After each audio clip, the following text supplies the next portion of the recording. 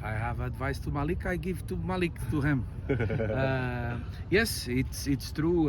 It's not easy to sign local players on this transfer window because the local players have contract. It's very difficult to bring to here. But anyway, Malik can be winger, can be striker. Everybody need to be prepared. This is our target.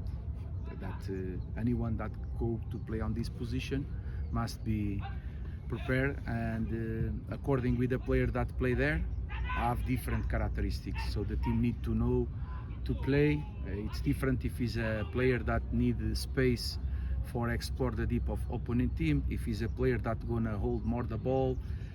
So we need to know the players that we have before we can make our plan. Okay. Mungkin apakah ada tambahan pemain lagi di sisi? Any additional player to come to Persebaya during this transfer window? Well, I think the transfer window just finished on 6, so everything is possible. Not nobody, but also can come. Let's see what's gonna happen. Coach,